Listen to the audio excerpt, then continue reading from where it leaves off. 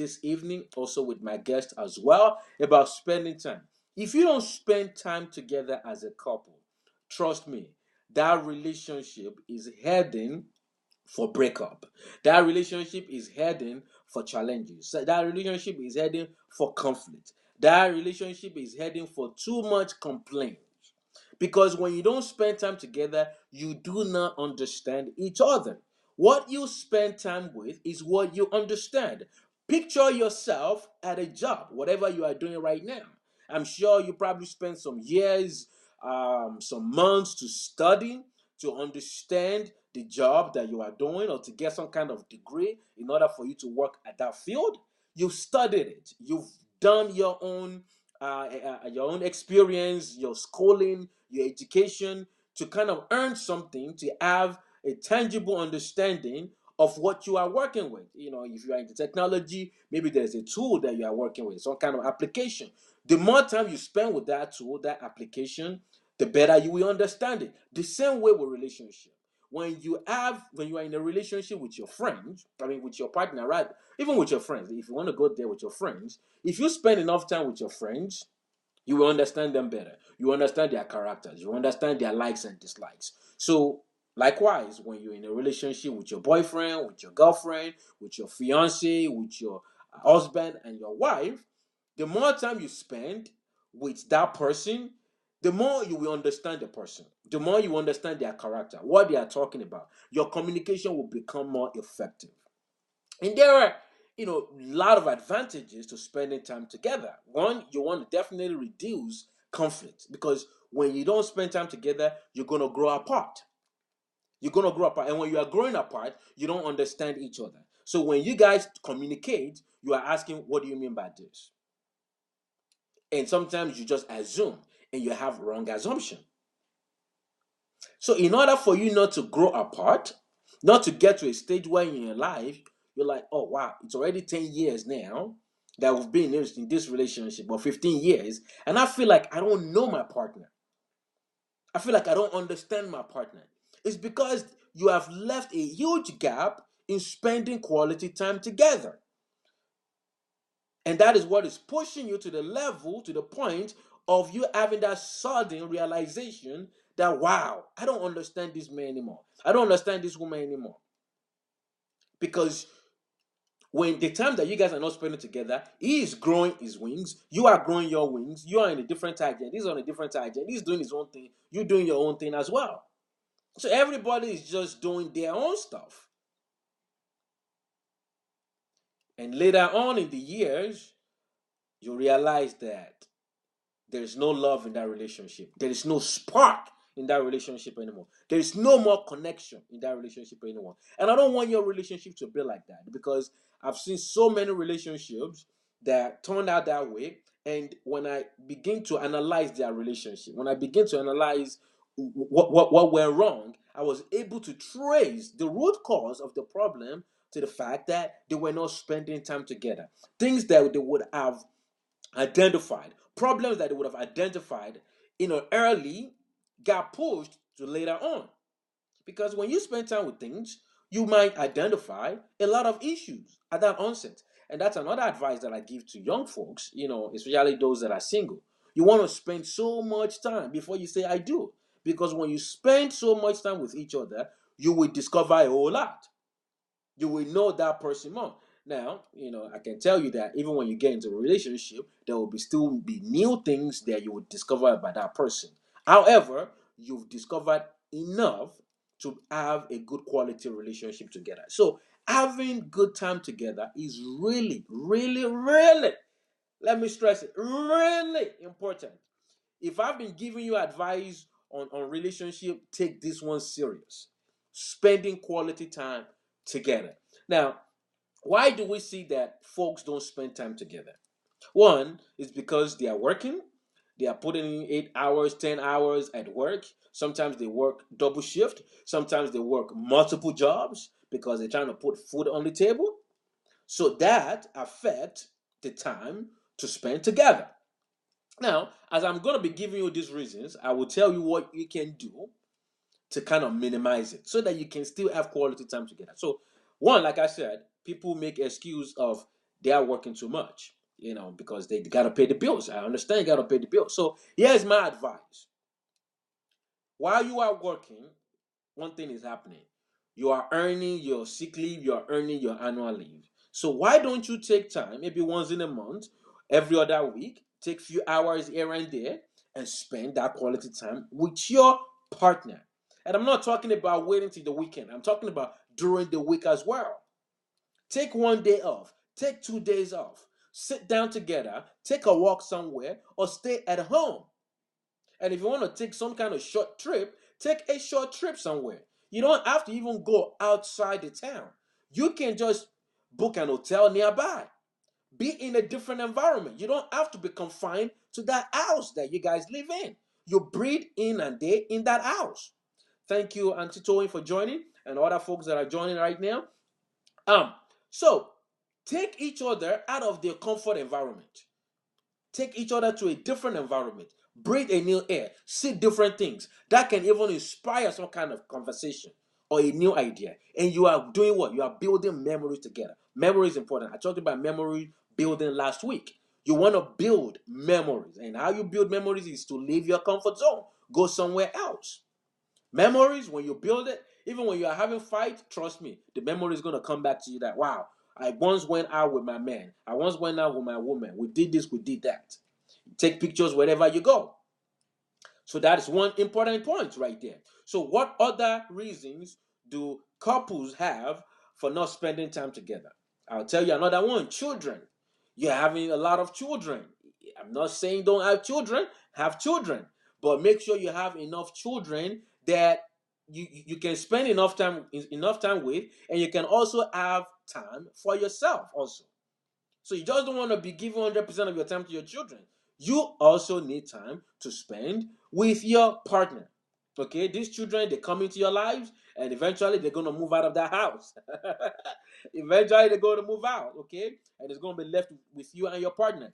And you don't want that huge gap to happen while you are raising these children and you are forgetting about your partner. You don't want that. You want to raise these children, you want to balance your time together while you are focusing on your partner, building your intimacy, building your connection. This is one way you can water your relationship. So, one reason, work, too much work. Second reason, children. Okay. Another point with the children is, maybe on weekend you have some kind of grandma somewhere that you trust, or your parents, or somebody, or your siblings that is older, that they have older kids. Put your children with them. Put your children with them so that you can have enough time with your partner. So that you can have enough time with your partner. So another point which people don't think about. Oh, people don't think about this. People don't think about this. And I want you to just give me your undivided attention to listen to this part. And this is just cooking. This is about cooking. And I'm going to bring my guest in at this point to talk a little bit about that. I have a guest who I've known for quite a while now. He was actually on my show. I want to say probably 4 or 5 years ago. It's been a minute. He's been on my show, and we talked about relationship. He's a married guy, so he understands what I'm talking about, and he has an idea on and tip for us when we talk about food in the family. So I'm gonna bring my man on the phone.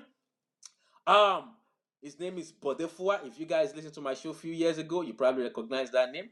Bodefua is the co-founder of Direct Food. Hey, bro, how you doing? I'm good. Thank you for having me out. You're quite welcome, my brother. You're quite welcome. Because of our time, I want us to get into this food thing. Okay. How food is really affecting couples from spending time together. And I'll tell you this: folks don't really think about it. They don't really think about the kind of negative impact cooking is having on them having quality time together. So, hey, the floor is yours. Go Right. ahead, shoot it out. Well, first of all, thank you for putting me on. And I'm just going to talk about how we started off with the red food. We started off with trying to identify the same issue and solve the same problem of spending time together, and also the issue with the amount of time we spend in the kitchen, the quality of food we eat as ethnic people in the diaspora in the U.S. Basically, ethnic foods take a long time to prepare. Our foods are still the same way they used to be, uh, hundreds of years ago. We still, cook, cook by the same method, and it takes a long time. On average, the average West African pot of stew or soup takes about, an hour to 3 hours to prepare. Um, we always think it's so much cheaper to cook at home instead of eating out, but we never really consider the real cost of spending, 1 to 2 or 3 hours in the kitchen over a number of years. Um, when you add that on average, how many hours have you spent in a year to spend that amount of time every day or every week in the kitchen? You don't get enough time to watch your kids. You don't get enough time to build a relationship with your spouse. Um, and also, a lot of women work at night. Work during the day, and they work just like the men work, and they're going to have to come home after a long day at work and get in the kitchen and spend another 2 or 3 hours in the kitchen. After doing that, most likely the food will be ready around 8 or 9 or 10 p.m. Medically, we know that it's not good to eat heavy dinner so late at night, but that's the time people have to eat. So it affects the health. We know that after women spend so much time cooking, they don't even feel like eating the food. So they're not even eating well. And you can spend that time on physical fitness. You can spend that time with your kids. You can spend that time with your spouse. But you're in the kitchen. We also realize that the time it takes to shop, we never really consider how long it takes to shop. Going to the African store, it's not like going to a regular grocery store. It's like going to battle. You have to compete with other Africans, Yeah. and so we don't really, pay attention to our etiquette. Once we get in our environment or back to our old self, and people cut in line, you argue with people, you argue with the cashier gives you, a hard time. By the time you get home and you cook, you're stressed out. And, a lot of times men come home hoping to get a good home cooked meal, and also hope for intimacy later on. But a lot of times we find out it's either or. It's either you have intimacy and no food, or you have food and no intimacy. You can't have both because your wife is just one person and she's tired. You cannot So have that's both. kind of where. Absolutely, you cannot have Go ahead. both. When you, it's quite interesting the way you put it. You cannot have both food, both dinner and sex at the same time. Okay, sometimes that I is know that's just how hard. it is in fact. It's just I hard. have to be considerate. Right. You're a Yeah, married man. I'm a married man. I understand the importance of food. I understand the importance of intimacy. But at times, you gotta be real. You come home from yeah, work. Your wife is a career woman. She goes to work. She does that 8 hours, 9 hours, 10 hours. Sometimes depending on who she's working for. Some of these employers might want her to be there for 9 hours, 10 hours. Okay, but by the time she comes home in the evening, maybe she goes to the store to go buy some stuff from food. She probably do grocery shopping. Maybe she leaves work, let's say 6 o'clock. By the time she gets in line, she gets to Walmart, Sam's Club, or whatever store that she's going to. Maybe she'll get there 6:30. By the time she comes back from there, maybe 7:30. Okay, because she has to stay in line. It's a rush hour. People are there. Even traffic to get to the place as well. By the time she comes home, it's like yeah, 7:30. Okay, she gets home 7:30. By the time she undressed, maybe you give her. She's very quick. 15 minutes. Take that makeup off. yeah, Take the clothes off. Right? Maybe she's that fast. yeah, She gets in that kitchen 7:45. She has to prepare the food. yeah, Let's say it takes another 15 minutes. Okay, 8 o'clock she's now beginning to cook. Maybe she's good enough. yeah, She cooks within 45 minutes or 1 hour. Let's just say an hour. Okay, an hour. So nine yeah. o'clock, you guys are not eating food. 9 o'clock is late to eat dinner.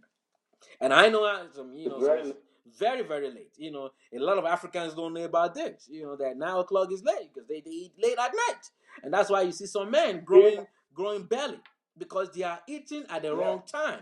When you eat at 9 p.m., 10 p.m. at odd hours like that, you're not giving yourself or giving your body